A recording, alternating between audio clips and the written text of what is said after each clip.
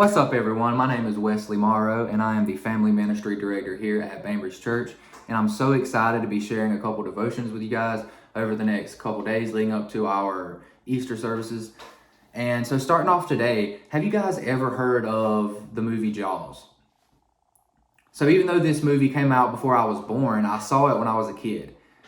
Now, this is obviously a terrifying movie about a shark, but it's especially frightening when you're a kid. I don't exactly remember it because I was so traumatized, but the shark in the movie was doing all kinds of things that a shark would never do in real life. But see, I didn't know that as a kid. And I also didn't know as a kid that sharks only existed in the ocean.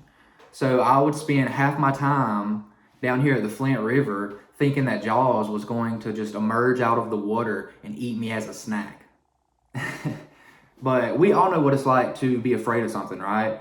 But have you ever wondered if there was a way to get rid of fear or get over your fears or get rid of it altogether? See, unfortunately, I'm not so sure fear is something that we can ever get rid of. You know, sure, your fears are probably not the same now as when you were a kid or a young adult or a college student. Like, obviously, you're not, you may not be scared of clowns or bugs, or you may not be worried about passing a test anymore. Maybe you're worried about providing for your family, paying your bills. Now that maybe some of us have grown up, our fears come in much bigger forms, bigger sizes, bigger things.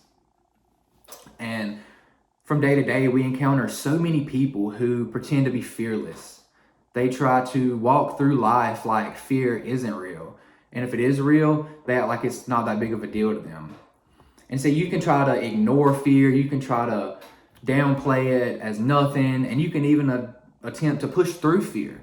But see, eventually fear is going to show back up. It's going to be knocking at your front door, knocking on your heart. And just like that, it's all you're going to be thinking about. It's all you're going to hear, and it's all you're going to feel.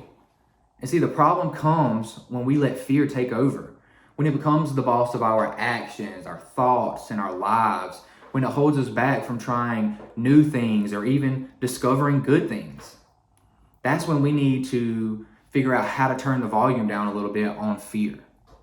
And so one of the best things about the Bible is that it gives us examples of real people who had real experiences and real feelings just like us. So while on earth, Jesus spent most of his time with a group of 12 close friends. And because they spent so much time with Jesus, they saw him do some pretty cool stuff. They saw him heal sick people. They saw him forgive sins, do miracles, all this really cool stuff.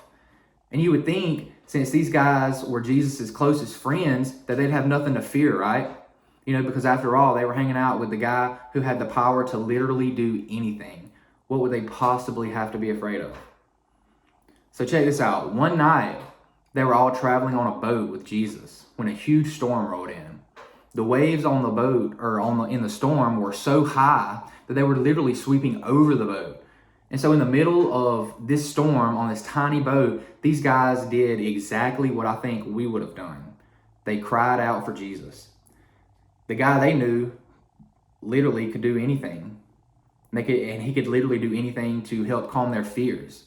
So let's check out what happened. In Matthew 8, verses 24 through 27, it says this. It says, "Suddenly a furious storm came up on the lake, so that the waves swept over the boat. But Jesus was sleeping. The disciples went and woke him, saying, 'Lord, save us. We're going to drown.' He replied, 'You of little faith, why are you so afraid?' Then he got up and rebuked the winds and the waves, and it was completely calm. The men were amazed and asked, 'What kind of man is this? Even the wind and the waves obey him.'" So now, while I can't be completely sure because I obviously wasn't there, I don't think Jesus said the disciples had little faith because he was mad. I don't think he was trying to make them feel bad for not having enough faith that they would be safe. I think he was trying to show them that even when they're afraid, their faith in the one who is bigger than anything they might fear is stronger, it's louder, and it's there to help them face their fears. So yes, Jesus calmed the storm, and not only on the raging waters that night, but he also calmed the storm and his followers. He calmed their fears. Did the disciples have a reason to be afraid? I would say so. I would be afraid on the boat.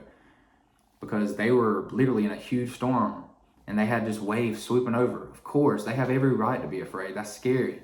But Jesus, in that moment, wanted them to know that their fear didn't have to be the only thing they heard on the water that night, the only thing that they felt either. It didn't have to be the only voice that they listened to. So while many of us may not be facing a storm at sea, we've all experienced fear. We've all felt afraid, alone, and out of control, just like the disciples did in the boat. But in the same way Jesus was with them, he's with us. So we can trust him in the middle of a storm. We can turn to his presence and his power when we're afraid. And so one way to do that is by focusing on what's true. Instead of letting your mind wander into a million what ifs, you can focus on what is instead. You can find the truth in Scripture that reminds us that God is with us and he's for us in the face of every fear. There's a verse in Psalm I want to read before we finish today. And it's Psalms 23:4. It says, "Even when I walk through the darkest valley, I will not be afraid. For you are close beside me. Your rod and your staff protect and comfort me." So focus on that last verse for a second. When we walk through dark times, we don't have to be afraid because God, he's with us. And see, I don't know about you, but if I find myself in the middle of a life storm in dark waters, this is a truth that I want to remember. And so my challenge to you today is to memorize this verse and let it be the place you start when it comes to facing fear. Thank you guys so much for allowing me to share one devotion with you guys today. I hope you guys have a great day. Go kill today. You're awesome. We love you guys. Peace.